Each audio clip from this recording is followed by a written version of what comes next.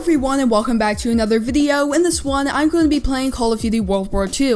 Now that's the thing guys, you might be thinking, Deeper Jungle, why are you playing World War II? And that's just because there are a couple of reasons why I'm playing this game, and that's first of all, I have been getting the urge to go back and play some of the older Call of Duty games as well, as currently Black Ops 4 is a little bit stale, so I thought I'd go ahead and switch it up a little bit and play World War II. And of course guys, what I am going to be doing in this video is I am going to be playing a couple of games, talking about the game, as well as opening up some supply drops, because that's the thing. As you guys can see over here, I actually have 3 supply drops that I haven't opened up. So you know what, let's go ahead and open them up in this video and do kind of a mini supply drop opening.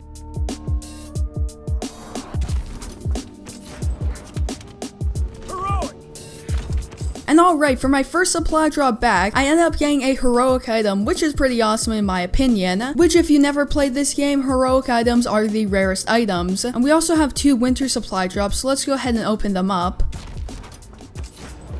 Which, I'm not gonna lie, the animations for opening up supply drops in this game are really awesome looking. So let's go ahead and open up our second one.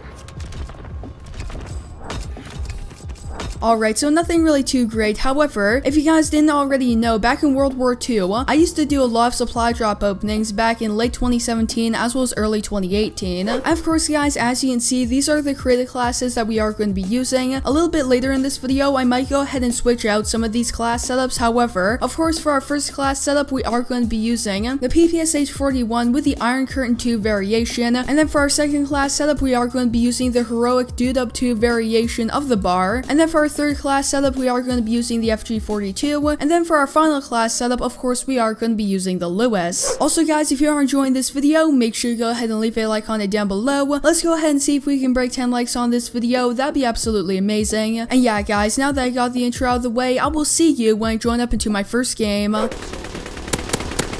Alright guys, so of course, as you can see, we are going to be joining up into our first game. This time, we are going to be playing a game of standard TDM here on USS Texas. Now that's the thing, we joined up a little bit late into this particular game, and starting off we just got 2 kills, and unfortunately we died. However, that's the thing, I don't expect to do too well in this particular game, and that is just because this is one of my first games on World War II in quite a few months, and that's just because the last time that I played World War II was just before Black Ops 4 released back in October, and before making this video, I did play a couple warm-up games. However, still it has been quite a long time since I played this game consistently.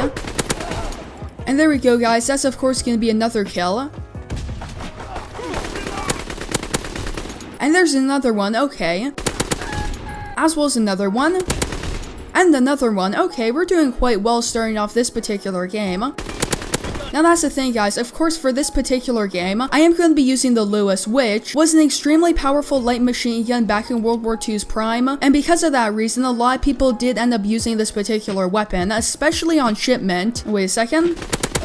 There's another kill. Which if you remember back in World War II, what people used to do is they used to go into the shipment 24/7 playlist and they would get some really high scoring gameplays with V2 rockets, 100 plus kill games, and a lot of people did end up doing that. So a little bit later in this video, I am going to be jumping into the shipment 24/7 playlist, which is still live in World War II.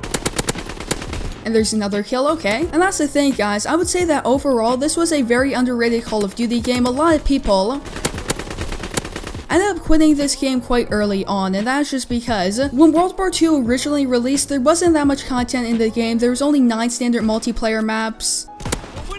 As well as Chrome Camo didn't really look the greatest, as well as the rank up speed was extremely slow, so a lot of people did end up leaving this game. However, later into World War II's life cycle, Sledgehammer improved this game a lot. However, unfortunately by that point, a lot of people had already left the game, which is really unfortunate. Wait a second, okay, there's another kill. And yeah guys, if you would like to, feel free to comment down below, did you play Call of Duty World War II in its prime? Alright guys, so of course that's going to be a double kill. Let's go ahead and pick up this sniper rifle, which interestingly enough in this game, there were actually 2 DLC sniper rifles that had suppressors, and this is of course one of them being the SDK. Alright guys, so of course as you can see, we are going to be joining up into our second game, and this time, we are going to be playing a game of standard TDM here on Stalingrad, and for this particular game, we are going to be using the classic M1928 Thompson, which, I'm not gonna lie, is a very iconic weapon in Call of Duty World War II, and it is one of my favorite weapons weapons in the game. If you guys remember, back during the World War II beta, this weapon was absolutely unstoppable. And of course, guys, that's going to be our first kill. However, unfortunately, I didn't get the chance to use this weapon during the beta, and that is just because if you guys remember, the World War II beta was in 2 weekends, being that the first weekend happened at the end of August of 2017, then the second weekend happened in early September of 2017, and fortunately enough, I was able to play during the first weekend. However, I was away during the second weekend. So that means, unfortunately, I never got the chance to use this particular weapon during the beta. And there we go, that's of course going to be another kill, which was unfortunate. However, during the full release of World War II, in November of 2017, I wasted no hesitation and I used my permanent unlock token on this particular weapon, which I'm not gonna lie, even though the weapon did end up getting a nerf going from the beta to the full release version of the game, it was still an absolute monster of a weapon, and even in the current state of World War II, it is still absolutely unstoppable. And there's of course going to be another kill. Now that's the thing, one thing that I did notice about World War II, and that is if you go back and play it in 2019, you will notice that there are a lot of Prestige Masters, and that's just because, of course, since this game isn't the newest game anymore, it means that a vast majority of the players that used to play World War II moved on to Black Ops 4. So that means most of the people that are playing World War II right now are fans of World War II that never left the game for Black Ops 4. So that means in every single lobby you are going to be running into a ton of Prestige Masters. And there's of course going to be another kill. Wait a second, looks like there's another person over here. Alright, there we go, took him out.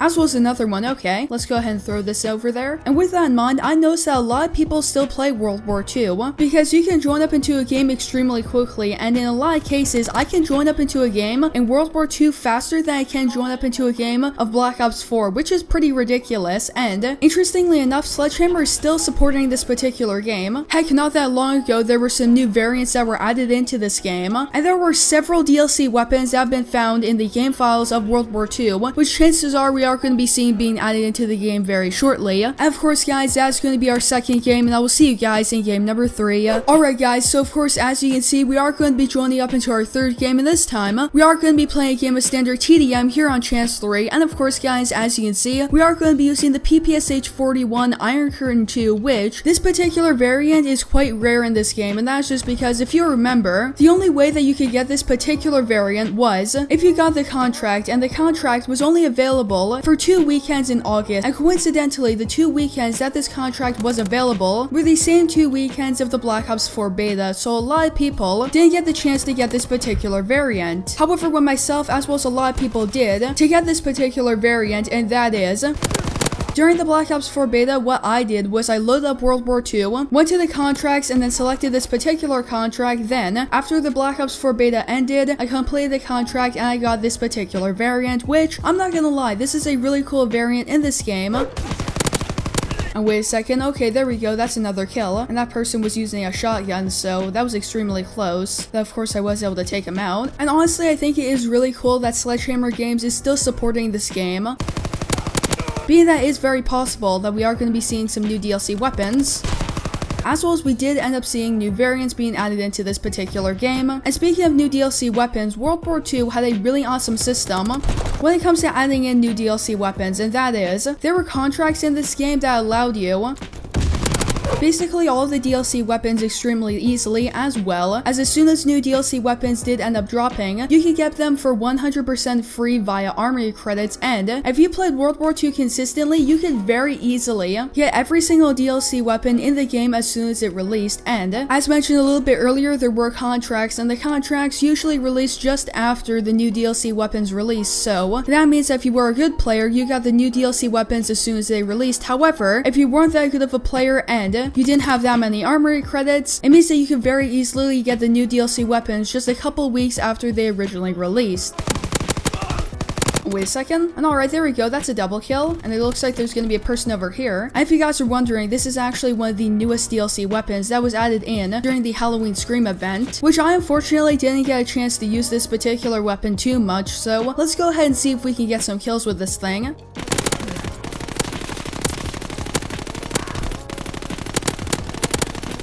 So yeah guys, that's where I'm going to be ending off this video. I hope you enjoyed it, and if you did, don't forget to leave a like on it down below, as well as make sure to subscribe and turn on post notifications so that way you guys will not miss a new upload from me. So yeah guys, that's of course where I'm going to be ending off this video. I hope to see you in the next one.